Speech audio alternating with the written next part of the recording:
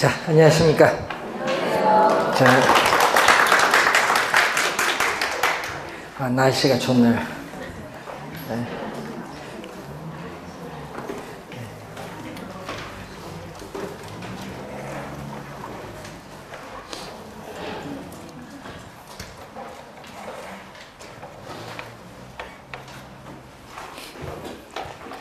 이제 시험 칠 때 이제 13일 남았네. 다 됐네. 자, 내일 이제 출제위원, 선정위원이죠. 선정위원들이 내일 이제 들어가면 2주 동안.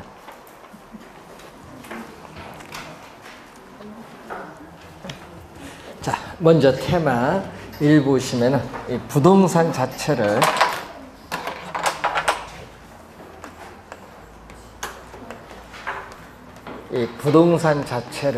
크게 우리가 형태가 있는 이 유형적 측면과 형태가 없는 이 무형적 측면으로 크게 나눠 봅니다.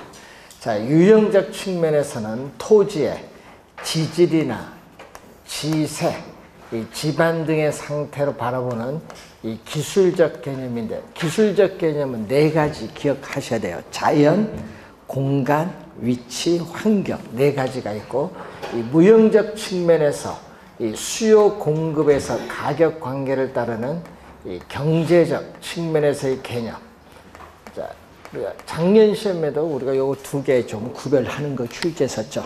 자본, 자산, 생산 요소, 소비재, 상품이 경제적 개념이고, 또 법률적 측면에서 우리 공법적 측면에서 우린 지역, 지구제와 같은 토지 이용 규제가 나타날 수 있고, 또 사법적 측면에서 우리 소유권 관계를 나타내는 뭐 등기 관계라든지 지적 관계 뭐 이런 것은 어떻게 보면 무형적 측면인데, 이 법률적 측면에서 바라본 개념이죠. 특히 이 법률적 측면에서 우리가 바라보는 개념이 여러분 교재에 나와 있습니다. 자, 우선은 광의의 부동산을 넓은 의미의 부동산이라고 합니다. 자, 이 광의의 부동산은 이 넓은 의미의 부동산인데, 자, 넓은 의미의 부동산은 크게 2가지로 나누죠. 이 좁은 의미를 협이라고 합니다. 자, 이 좁은 의미의 부동산과 이 준부동산을 더해서 우리 넓은 의미의 부동산이라고 하는데, 자, 올해 시험에 중요한 것은 우리가 작년에는 우리가 이 부동산에 있어서의 개념 관련해서 올해는 좀 이 넓은 의미 부동산에서 안에 있는 내용이 원래 출제가 예상이 되는데 좀 잘 확인을 좀 해두셔야 되겠습니다. 자, 이때 좁은 의미의 부동산을 민법 조문을 가지고 정의를 내리죠. 그래서 민법상 부동산입니다. 자, 여러분 교재 보니까 이 민법 제99조 제1항에 이 토지 및 그 정착물을 부동산이라고 하죠. 그래서 이 토지와 우리가 정착물이 이 좁은 의미 부동산 또는 민법상 부동산이라고 합니다. 자, 토지는 우리가 민법 제212조죠. 토지 소유권은 정당한 이익 있는 범위 내에서 토지의 상하에 미친다. 토지 소유권의 공간적 범위를 나타내는데, 토지 소유권의 공간적 범위는 우리가 입체적으로 우리가 규정을 하고 있습니다. 자, 이 지구에 중심이 있으면은 이 지표죠. 이 지표상에 있는 토지를 배타적으로 이용할 수 있는 권리, 지표권이고, 이 지표와 관련돼서 이해되는 개념이 수평 공간입니다. 자, 이 지표에서 지구의 중심을 향한 공간이 이 지중 공간인데, 이 지중 공간으로부터 어떤 이익을 얻거나 이용할 수 있는 권리를 지하권인데, 지하권도 여러분 사적 지하권이 있죠. 이 지하의 안반이라든지 지하수를 이용할 수 있는 권리는 토지 소유자의 권리가 미치는데, 이 한계, 신도 요 밑에 시험 지문에는 요 지문이 좀 자주 나오죠. 자, 우리나라 광업권의 객체가 되는 지하에 매장되어 있는 이 미 최고의 광물에 대해서는 국가가 광업권을 부여하는 권능을 가지기 때문에 우리가 토지 소유자의 이 소유권의 효력이 미치지 아니한다. 우선 이 지문을 시험에 우선 많이 출제를 하는 이 지문입니다. 좀 주의를 해두시고, 자, 이 토지 소유권자의 공중, 우리가 구역상의 공중 공간을 우리는 일정한 고도까지 포괄적으로 이용할 수 있는 권리를 공중권인데, 이 공중권도 여기에 사적 공중권이 있죠. 자, 이 사적인 공중 공간을 이용할 때는 인접 토지 소유자의 권리를 방해해서는 안 된다. 그 방해를 하게 되면 일조권과 조망권 충돌이 나타나고, 또 위에는 뭐죠? 공적 공중권이죠. 자, 공공이 이 사적 공중공간 이상의 공중공간을 공익을 목적으로 이용할 수 있는 권리로서 항공기 통행, 우리가 발착, 전파의 발착 등 여기에 해당하고, 이 지표에서 공중을 향하여 연장되는 일정한 높이의 공간이죠. 무한대로 확대되는 공간이 아니고, 그래서 부동산 활동의 대상으로서의 토지는 우리가 이 수평에서 지중 공중을 포함하는 3차원의 공간이면서 무슨 공간이죠? 입체 공간인데, 주의될 것은 우리나라에서의 지적 제도는 우리는 입체 지적이 아니다. 입체 지적이 아니라 지중 공간과 공중 공간에 대한 공식이 상당히 미진해. 왜냐? 우리나라는 무슨 거죠? 수평 공간 중심의 지적 제도라는 거. 예. 자, 요걸 하나 좀 주의를 해 두시면서, 자, 정착물에는 토지에 우리가 고정적으로 부착이 돼 있어 이동할 수 없는 물건에서 토지와 우리가 독립한 부동산으로 간주되는 독립정착물이 있고, 토지의 일부로 간주되는 우리가 종속정착물이 있습니다. 자, 이 독립정착물의 대표적인 것이 바로 건물이죠. 건물, 또 소유권 보존 등기된 임목, 또 관습법상의 권리죠. 소유권을 표시하는 방법인 명인 방법을 갖춘 수목의 집단, 그리고 정당한 권원에 의해서 타인 토지에서 경작 재배되는 농작물은 독립정착물, 토지에 일부러 간주되는 종속정착물에서 도로의 아스팔트, 포장, 교량, 터널, 우리가 돌담, 뭐 담장이죠. 이 돌담, 뭐 울타리, 또 우리가 축대, 축대라든지, 또 밭의 도랑이죠. 국어, 지목인 국어. 그리고 매년 경작의 노력을 요하지 않는 뭐가 있어요? 나무, 뭐 다년생 식물, 자연 식생은 토지에 일부러 간주되는 종속 정착물로 본다. 예? 이거는 토지에 일부러 간주되는 종속 정착물. 자, 정착물이 아닌 것 중에 뭐가 있냐 하면은 우리는 계속적으로 이용성이 없는 판잣집, 또 다른 곳에 옮겨 심기 위해서 임시로 심어놓은 가식 중에 있는 수목, 또 매년 경작의 노력을 요하는 경작 수확물인 벼, 뭐 감자, 옥수수, 토마토, 이 수확물 자체는 정착물이 아닌 동산으로 본다는 내용입니다. 자, 여러분 교재 문제 1번 한번 보겠습니다. 자, 4페이지에 자, 부동산 개념에 관한 우리가 설명으로 틀린 것은, 정착물이란 주택, 상가, 울타리 등 토지에 부가가치를 더한 항구적, 영구적인 토지 개량물을 말한다. 자, 개념은 맞는데 거기에 뭐가 들어가서 틀렸냐 하면요, 울타리가 들어가서 틀렸어요. 예? 아, 맞네요. 울타리. 주택, 상가는 독립정착물, 울타리는 종속정착물. 자, 정착물 두 가지가 나와 있습니다. 자, 두 번째, 경작수확물은 토지에 정착하고 있지만은 수확물이기 때문에 부동산의 일부로 보지 않고 동산으로 간주되는 것이 보통이며, 따라서 부동산 매매에 포함되지 않은 것이 일반적이다. 2번 맞는 지문. 3번 우리나라에서는 광업권의 개체가 되는 광물에 대해서는 토지 소유권자의 권리가 미치지 못하는 것으로 하고 있다. 이것도 맞고, 국가는 사유지 지하의 일부를 사용하기 위해서 구분지상권을 설정할 수 있다. 맞는 지문이죠. 자, 5번이 정답인데, 자산, 자본, 공장재단, 소비자 중에서 공장재단이 들어가서 틀린 지문. 경제적 개념에는 공장재단이 없죠. 공장재단은 어디 있어요? 준부동산에 있어요.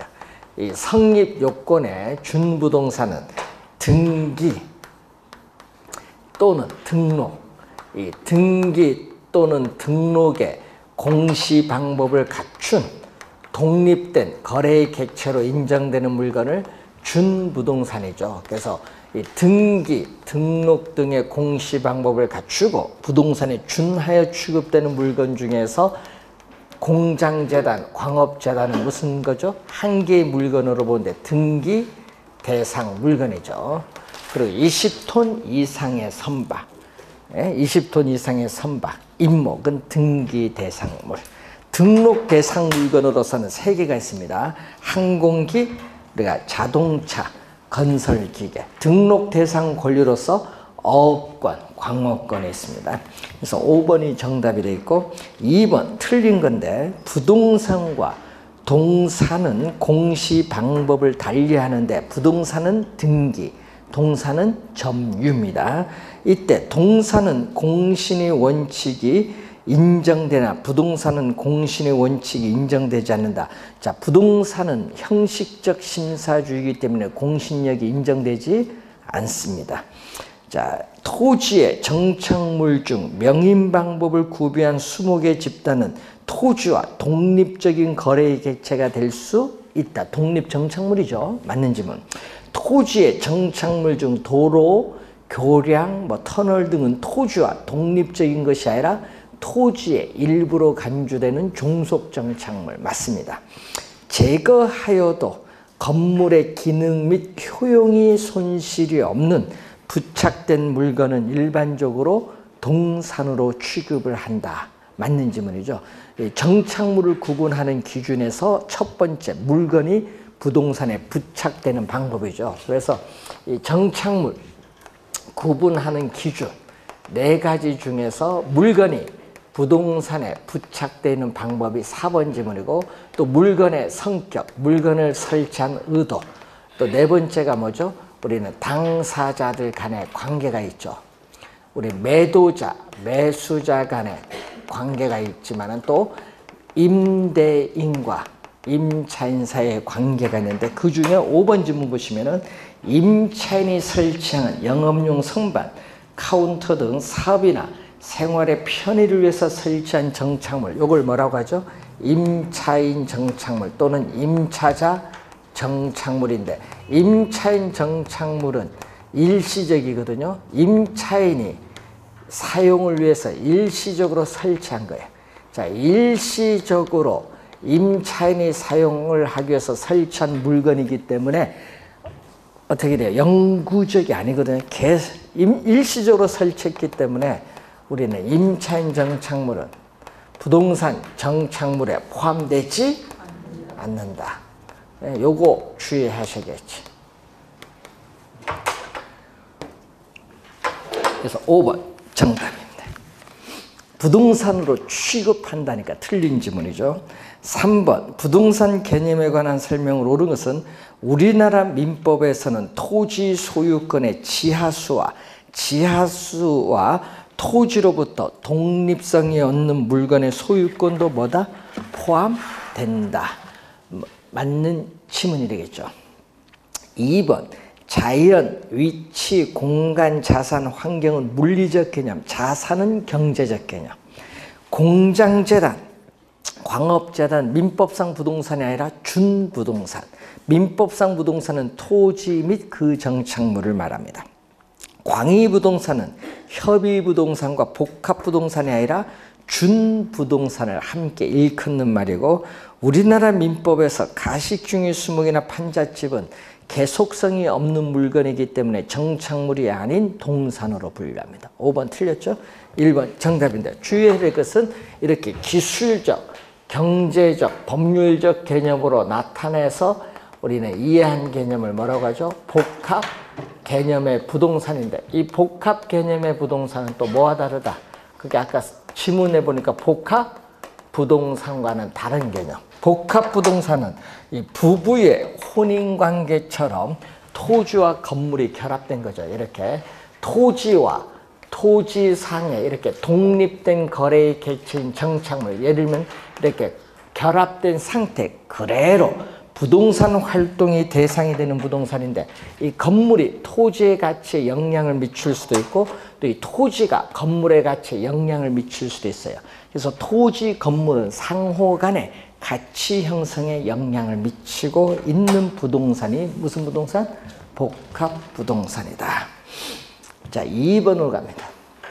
자, 토지의 용어로 갑니다. 자, 또 매년 요즘 출제인데 용어 좀 잘 알아두셔야 될 용어들이 많죠. 자, 우선은 시험 문제 우선 중요한 것은 필지가 중요합니다. 필지. 자, 이 필지와 획지가 나오는데, 필지는 토지 소유자의 권리를 구분하기 위한 법률상의 단위 개념인데, 시험에는 뭐가 출제하죠? 우리는 하나의 지번으로 둘러싸인 법률적인 토지의 등록 단위를 말하죠. 필지는 토지의 면적과는 아무런 관계가 없다. 등록 단위면서 우리는 부동산 등기법상 등기의 한 단위. 필지는 요 두 지문이 제일 시험에 단골로 출제되는 지문이죠.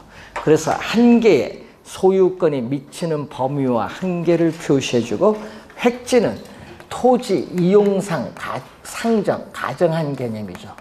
자, 토지 이용상 상정한 개념으로 이 가격 수준을 구분하기 위한 경제적 개념입니다. 그래서 우리는 부동산 활동 및 형상에 있어서 우리는 단위 면적이 되는 일획의 토지입니다. 그래서 면적의 이 기준이 되는 단위가 바로 획지고, 행정적, 법률적, 자연적, 인위적, 물리적 조건에 의해서 우리가 다른 토지와 구별이 되는 이 가격 수준이 비슷한 일단의 토지를 획지다. 자, 만약 획지가 시험에 뜨면은 우리가 가격 수준이 비슷한 요걸로 출제를 하거든요. 네? 우리는 두 개 중에 뭐가 중요한 개념? 필지가 중요한 개념. 자, 주거용, 상업용으로 제공되는 게 바로 뭐죠? 우리는 지목 되겠죠. 주거용, 상업용으로 제공되는 것은 지목, 대로 되어 있는 토지예요. 자, 이 주거용, 상업용, 공업용 등 우리가 건축할 수 있는 토지죠. 그래서 주거용, 상업용, 공업용 등으로 현재 이용 중에 있거나 앞으로 이용이 가능한 토지, 즉 건축 용지를 전문용어로 뭐라고 한다? 택지라고 해. 택지는 건축할 수 있는 건축 용지인데, 여기다가 건축이 불가능 토지를 더해주면 이것을 우리는 부지라고 해요. 부지. 부지는 어떤 부동산 활동의 용도로 제공이 되는 우리가 바닥 토지죠. 그래서 포괄적인 용어를 의미합니다. 그래서 용도 뒤에 제공됩니다. 건물용 부지, 학교용 부지, 하천용 부지, 용도 뒤에 부지를 붙여주면 되는데, 작년에 또 우선 부지 개념은 출제를 했습니다. 자, 확인해 보시고, 자, 도로 조건에 따른 분류에서 우리는 시험 문제는 또 작년에 또 출제된 용어 중에 맹지죠. 맹지는 시험에 많이 출제돼요. 실제 여러분 거래를 할 때 많이 필요하니까. 맹지는 다른 사람의 토지에 완전히 둘러싸여 있어요. 그래서 도로와 직접적인 접속면을 갖지 못하는 토지로서 다른 사람의 토지를 통해서 출입을 하니까 뭐가 발생하죠? 감가가 발생하는데, 작년에 출제된 용어 중에 또 선화제가 또 출제했었죠. 고압선 아래에 있는 토지도 토지 이용이나 거래에 제한이 있어서 뭐가 발생한다? 선화제도 감가가 발생해요. 맹지 좀 주의를 해 두셔야 되는 용어. 자, 그리고 나지가 나오는데, 자, 이 정착물 유무에 따른 분류죠. 자, 이 택지상에 건축 용지인데 택지를 조성했는데 건축물을 안 지었어요. 그럼 그 땅은 뭐다? 언제든지 건축할 수 있죠. 이 땅은 뭐라고 하냐면 나지고, 또 택지에 건축물을 지었어요. 이 건축물이 서 있는 부지를 건부지라고 해요. 자, 나지는 토지에 건물 기타 정착물이 없고 지상권 등 토지의 사용 수익을 제한하는 사법상의 권리가 설정되어 있지 아니한 토지를 나지라고 해요. 나지 개념 한 3번 출제했고, 건부지는 건축물이 서 있는 부지예요. 자, 그래서 토지에 건축물이 서 있으면 무슨 개념? 아까 저기 복합 부동산 개념과 관련이 있어요. 이때 이 건축물이 서 있는 이 건부지인데, 이 토지 위에 있는 건물로 인해서 토지의 사용 수익을 제약을 받게 돼요. 토지 가치 영향을 준다는 얘기인데, 제약을 받고 건물이 없는 상태인 토지, 낮은 상태보다 오히려 토지 가격이 하락을 하는데, 그걸 뭐라고 하죠? 건부 감가가 발생하죠. 일반적으로 건부 감가가 발생하고, 우리 예외적으로 뭐 개발 제한 구역에 건물이 없는 낮이보다 오히려 건물이 있는 건부지 가격이 더 비싸다. 이건 예외적으로 뭐가 발생할 수 있다? 건부 증가가 발생할 수도 있어요. 자, 우선은 나지 건부지 개념 한번 확인해 두시기 바랍니다. 자, 그리고 넘어가서 공지죠. 자, 공지, 건물 사이에 있는 땅이 공지예요. 그래서 공지는 건축물의 바닥 면적을 얘기하죠. 건축법상의 대지에서 바닥 면적을 제외한 부분을 공지라고 하는데, 자, 공지의 개념 또 확인해 두셔야 될 부분인데, 거기 보면은 지진이나 이런 게 있죠. 이런 재난 시의 피난 등 안전이나 일조 등 양호한 생활 환경 확보를 위해서 건축하면서 남겨놓은 일정 면적 부분의 토지를 공지라고 합니다. 공지. 자, 공지는 토지 위에 정착물이 없죠. 공지도 확인 또 해두시고, 또 요즘 후보지 이행지가 우리가 자주 출제인데, 작년 재작년 후보지가 계속 출제했습니다. 이 택지지역, 농지지역, 이 임지지역 등 이 대분류 상호 간의 전환 중에 있는 토지인데, 예를 들어서 농경지가 택지를 조성해서 아파트 짓는다. 아니면 산, 임야를 또 택지로 조성해서 아파트 짓는다. 이런 개념은 무슨 개념? 후보지 개념, 후보지. 후보지가 작년, 재작년 2년 연속 출제가 되고 있는 용어죠. 자, 후보지. 그래서 후보지는 임지지역, 농지지역, 택지지역 등 이 용도 지역 상호 간의 다른 지역으로 전환 중에 있는 지역의 토지를 뭐라고 한다? 후보지. 자, 여기에 대해서 이행지는 뭐죠? 이행지는 예를 들어서 택지 지역을 더 세분화시켰을 때 우리가 주거지역, 상업지역, 공업지역인데, 여러분 공단이, 도시의 공단이 외곽으로 이전하고 그 공단이 있던 지역에 대규모 아파트를 짓는다. 이럴 때는 이행지예요. 그러니까 택지 지역 안에서 공업지역이 주거지역으로 바뀌죠. 이런 토지가 이행지인데, 그래서 이행지는 예를 들어서 뭐 택지 지역 내, 뭐 아니면 농지 지역 내라는 것은 이렇게 세분화되는 거죠. 그래서 이행지는 안에 뭐가 있다? 내가 있다는 것을 기억을 해 두시면 돼요. 자, 그리고 작년 26회에 또 26회 정답으로 출제되었던 용어가 포락지. 포는 물, 수변이 들어간다. 물과 관련이 있죠. 지적 공부에 등록된 토지가 강물, 냇물 등의 침식을 당했어요. 그래서 수면 밑으로 잠긴 토지를 뭐라고 한다? 우리는 포락지. 수면 밑으로 잠겨서 하천으로 변한 토지입니다. 그러니까 하천으로 변하니까 소유권과 사용의 실익은 없겠죠.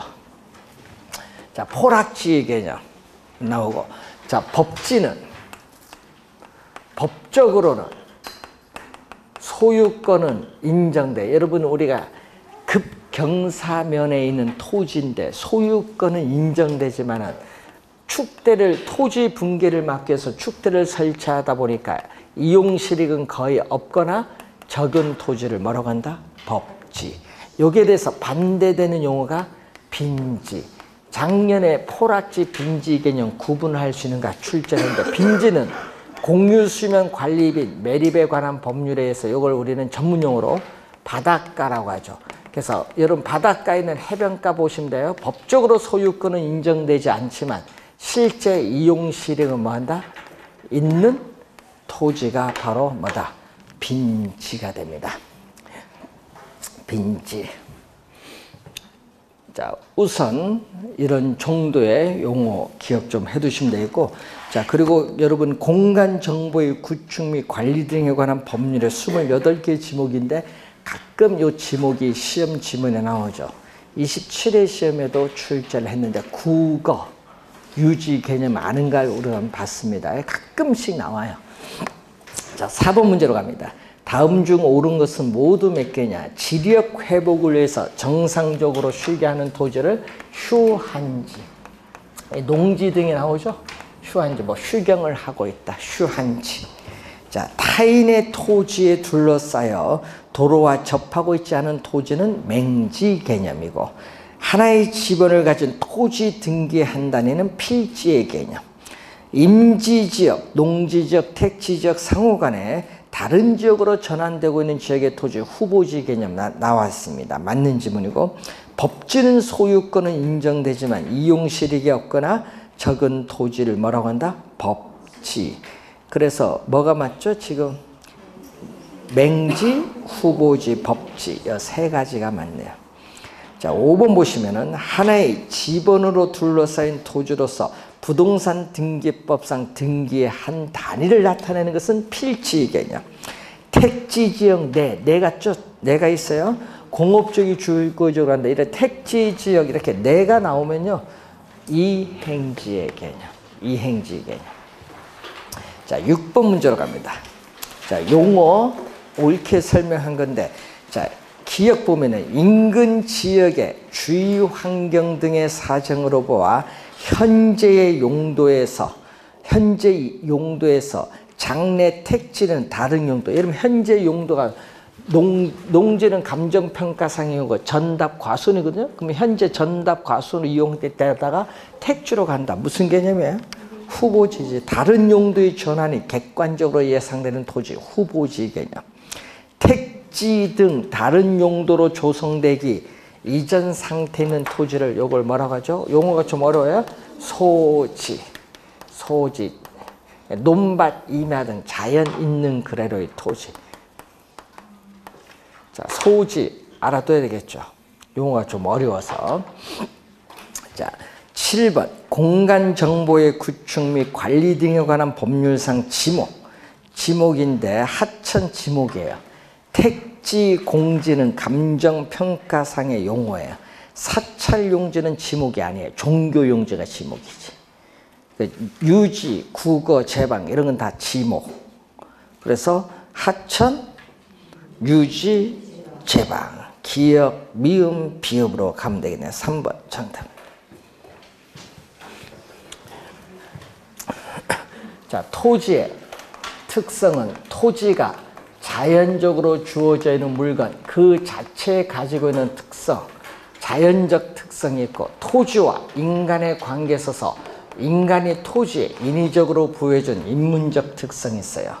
자, 이 인문적 특성에서는 또 용도의 다양성, 또 병합, 합병이라고도 하죠.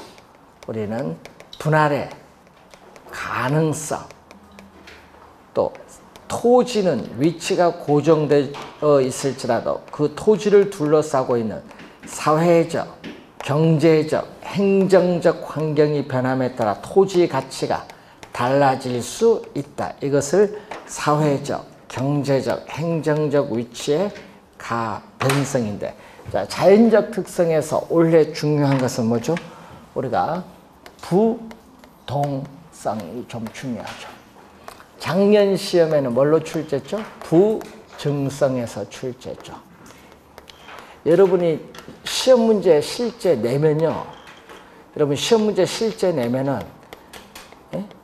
여기서 많이 틀린 것 같아. 우리 출제위원들은요, 요 네 가지를 제일 많이 냈거든요. 토지는 위치가 고정됐고 그 옆에 토지와 연결된 게 인접성인데 인접성은 안 내요. 출제위원도 뭘 낸다 안 되면은 요 네 개지. 네 개인데 그래서 여러분들이 보면은 이 부, 영, 개, 인호 막 암기를 열심히 하고 다니시더라고요. 그런 문제 누가 내요? 안에 있는 내용을 알아야 되는데 이게 어려운가 봐. 여러분 요 파생되는 특징을 연결시키는 게 어려운가 봐요. 그래서 시험지라면요 요것만 나왔다 하면 틀려. 이게 그런 분이 있어요. 그 방법이 없어. 나올 때마다 틀린 사람은요 시험치기 바로 전에 문제 나눠주기 전에 딱 한번 그 부분만 딱 보세요. 보고 눈 감으라고 할 때 쫙 한번 건너서 이렇게 보세요. 3번이 있을 거 아니에요. 3번 1, 2, 3번이잖아. 3번에 딱 있으면 딱 한 장 건너면 오른쪽 여기 있단 말이에요. 그럼 딱 보서 저거 답이 몇 번이다. 그 수밖에 없어. 헷갈리면. 바로 전해봐서 문제 나눠주고 눈 감으라 땡 하기 전에 눈 감으라 할 때 그때 보세요. 뭐 방법이 없지 뭐. 자주 틀린 사람 그렇게 해야 돼요. 요거 틀리면 안 되잖아요. 어려운 거 틀리면 괜찮은데 이런 거 틀리면 안 돼요. 그래서 쉬운 파트에서는 좀 맞춰줘야 됩니다. 자, 부동성인데, 자, 여러분이 저를 걱정되는 게 있는데, 이 박스 문제가 나오잖아요. 여러분 26회, 27회는 박스로 출제했거든요. 토지의 특성. 그래서 박스 문제 나올 때 좀 주의를 해야 돼. 아차하는 순간 틀릴 수도 있어.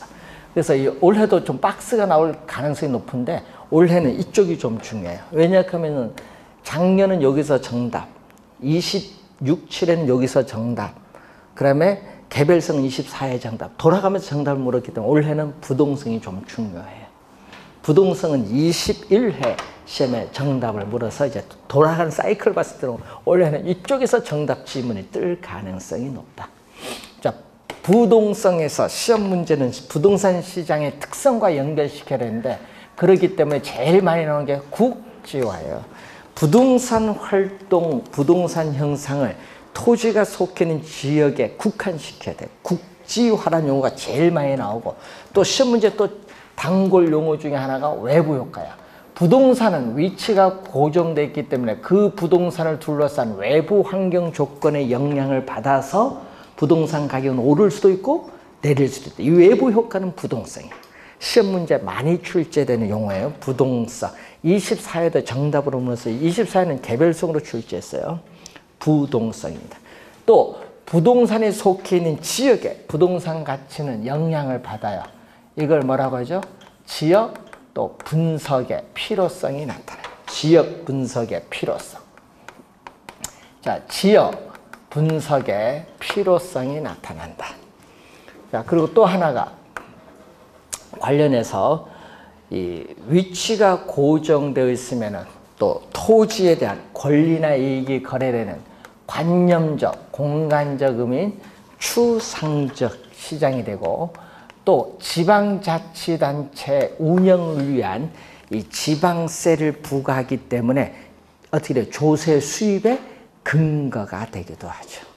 또 국가나 지방자치단체 등에 의한 우리가 부동산 규제의 대상이 되기가 쉽기 때문에 토지관계 법규도 복잡하다. 뭐 그런 게 여기 부동산과 관련 있는 용어들입니다. 뭐 요 외에도 많은데 하여튼 대표적 시험에 많이 나오는 용어들을 한번 보시면 돼요.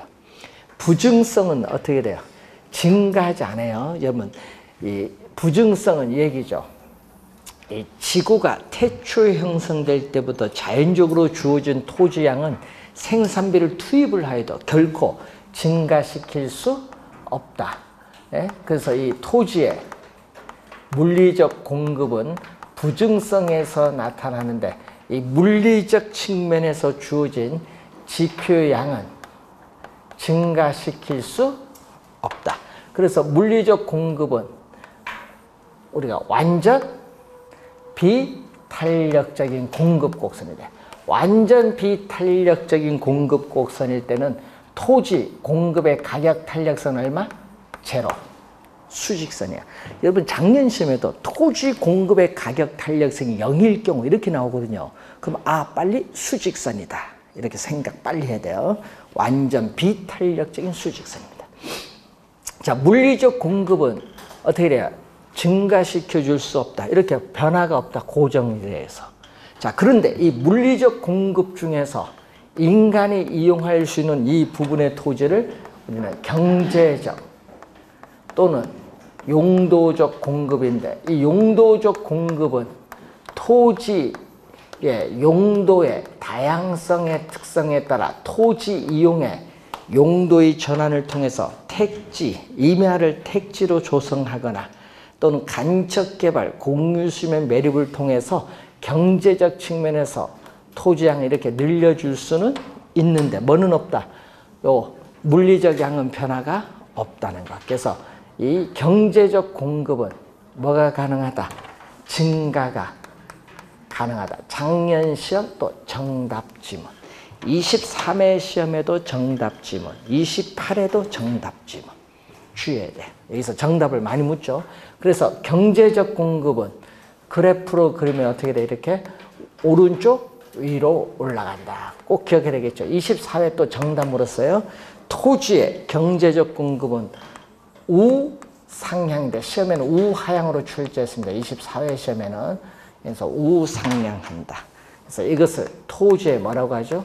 경제적 또는 용도적 공급. 자, 우선은 경제 이론과 연결해서 자주 나오니까 부정성은 잘 알아두시고, 자, 증가가 가능하다는 거. 그리고 도시로 인구가 집중되면 도시 토지 수요는 계속 증가하는데 공급은 한계가 있다 보니까, 택지 공급은 한계가 있으니까 집가는 급등해요. 수요자 간의 경쟁에서. 그럼 집가가 급등하면 도시 내의 건물은 점점 고층화되는 것을 전문용어로 뭐라고 하죠? 집약화. 그래서 시험 문제 내면 또 뭐를 출제한다? 집약화를 진짜 또 많이 내지. 집약화. 이 집약화를 또 시험 문제에 많이 출제한다. 집약화. 토지 이용해서의 집약화. 토지의 면적은 또 뭐예요? 유한하죠. 유한하잖아요. 자, 이 부증성은 토지의 면적이 유한하기 때문에 이 유한한 토지를 대다수 사람이 이용하는 데 있어서 시간의 경과함에 따라 공급은 안 되다 보니까 희소성은 뭔다? 가중되고, 그리고 토지 이용에 있어서 유한하기 때문에 최유효 이용의 성립의 또 근거가 또 되기도 하고, 또 토지 정책이론에서의 토지의 공익성을 강조하는 토지 공개념의 근거가 되는 게 면적에 유한하기 때문에 그렇죠. 시험에 작년에 요거 출제했어요. 최유용 성립 요것도 출제했죠. 작년 시험에. 요거 얘도 상당히 많습니다. 이 부정성. 영속성은 시간이 경과하거나 토지를 사용하여도 소모되거나 마멸되지 않는 특성이죠. 그래서 시험에 키워드는 하여튼 토지는 뭐가 나온다? 비소모적 재화다. 비소모적 재화이기 때문에, 자, 토지는 비소모적 재화이기 때문에 뭐가 우수하다? 가치에 사용하여도 소모가 없어요. 소모가 안 되니까. 가치에 보존력이 우수하기 때문에 토지 관리의 중요성이 나타납니다. 예? 그리고 또 물리적으로 소모가 안 되니까 물리적 측면에서의 토지의 감가상각이론은 적용할 수 없는데, 토지가 속해 있는 지역이 뭔다? 쇠퇴하면은 무슨 측면에서? 경제적 측면에서 토지 가치는 하락할 수 있죠. 경제적 감가는 가능하다.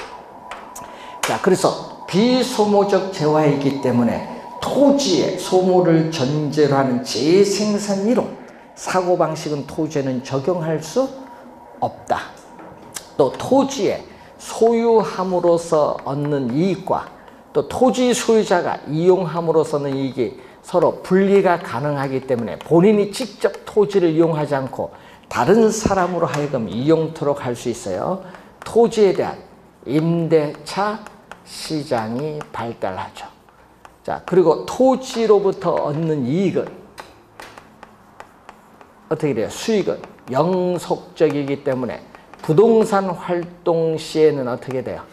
장기적인 배려가 필요하고 또 토지 소유에서 기대되는 장래이익을 현재의 가치로 환원한 값이 토지 가치인데 장래이익을 또 예측이 가능해야 토지 가치를 구할 수 있기 때문에 예측의 원칙의 근거가 되고 또 토지 수익이 영속적으로 발생하기 때문에 우리는 수익 환원 방법 중에서 직접 환원법에 또 근거가 되죠. 직접 환원법. 작년 시험에 직접 환원법이 나왔죠. 자, 개별성.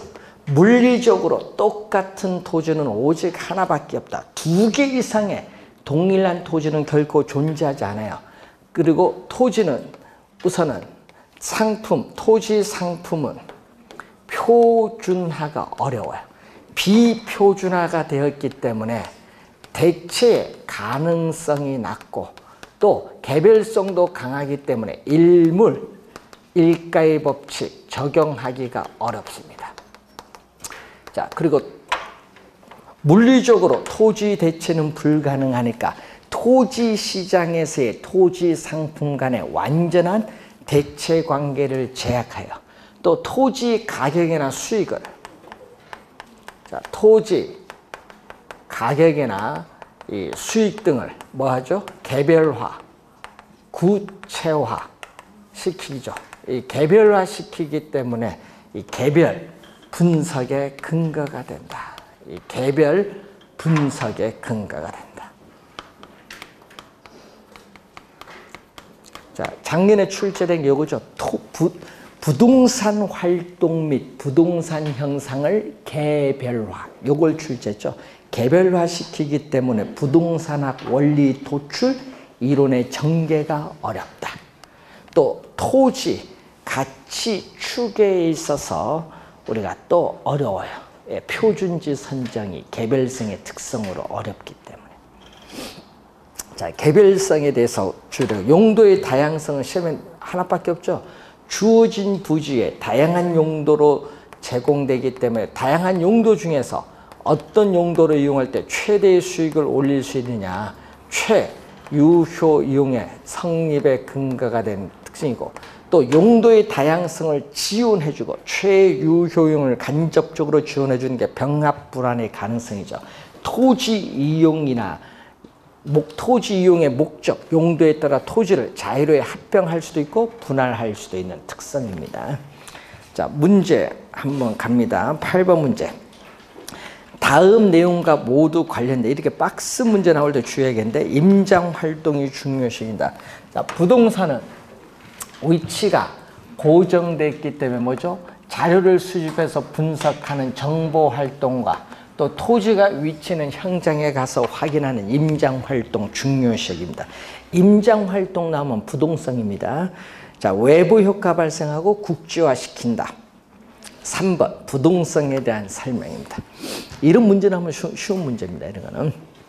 9번 부동성은 부동산 활동 및 형상을 국지화하고 부동산 가치에 영향을 미치는 지역 분석의 필요성이 요구되어지고 부증성은 생산비를 투입을 하여도 물리적, 경제적으로 토지양을 늘릴 수 없다. 경제적 들어가면 안 돼요. 물리적 측면에서의 토지양은 증가시킬 수 없지만 경제적 측면에서의 토지양은 증가가 가능하죠. 경제적이 들어가서 틀린 지문입니다. 2번 정답. 영속성, 토지는 가치의 소모가 없기 때문에 가치 보존력이 우수하고 또 개별성은 토지 상품 간의 완전한 대체관계의 성립을 제약합니다. 개별성은 비대체성이죠. 용도의 다양성은 최유효용의 판단의 근거가 됩니다. 10번 틀린 것. 부동성으로 인해서 부동산 활동을 국지화시키고 임장활동을 배제. 임장활동 배제 밑줄 여기 틀렸네요. 임장활동을 강조하죠. 배제하니까 틀린 질문. 1번 정답. 토지는 요거죠. 토지는 물리적 측면에서의 감가상각 이론이 적용되지 않으니까 영속성을 가지지만은 경제적 가치는 주변 상황에 변해서 하락할 수 있죠. 뭐 부동산에 속해 있는 지역에서 혜택하거나 뭐 폐광촌이라든지 경제적 가치는 하락할 수 있습니다. 영속성으로 해서 토지는 감가상각에서 배제되는 자산. 예? 맞는 질문. 개별성으로 인해서 부동산 활동이 구체적이고 개별적으로 전개되죠. 그래서 개별 분석의 필요성이 나타나고 부동산 시장에서의 정보의 중요성이 증대되죠. 왜 증대될까요? 우리는 개별성은 또 거래에 뭐가 나온다? 비공개성. 부동산 거래 내용의 사실을 공개하기를 꺼려하죠. 비공개성으로 인해서 뭐가 나타난다? 우리는 정보의 중요성이 나타나는 거죠.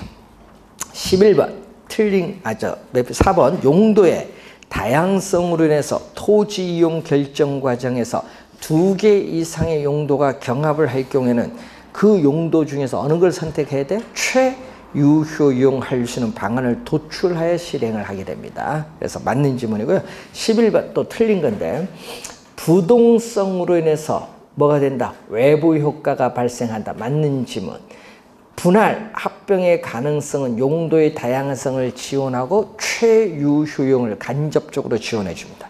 용도의 다양성은 토지 용도 중에서 최유효용을 선택할 수 있는 근거가 되죠. 일반적으로 부증성은 집약적, 조방적이 아닙니다. 건물이 고층화되는 집약적 토지용과 가격의 수요자 간의 경쟁에서 급등 현상을 야기시키기도 하죠. 토지의 인문적 특성 중에서 도시계획의 변경, 공업단지 지정 등은 위치 가변성 중 여기 뭐에 속한다? 사회적 위치가 아니라 요거 행정적 위치의 가변성에 속한다. 5번 정답. 사회적 위치가 아니라 행정적 위치. 올해 시험에 이제 총론에서 3문제 출제를 합니다. 그래서 총론 3문제니까 틀리지 않도록 하고, 작년에는 총론에서 4문제거든요. 바뀐 게 작년에 2개가 있어서 2문제를 총론에서 바뀐 부분 내서 4문제 출제인데 올해는 바뀐 게 없어요. 예, 전형적인 유형의 문제가 원래 나옵니다. 예, 총론에서 우선 3문제를 이제 맞출 수 있도록 하고, 이제 경제론, 이제 여러분이 경기변동 이론까지 또 5문제 출제를 하는데 그 부분 우선 수요량의 변화부터 잠시 쉬고 시작하겠습니다.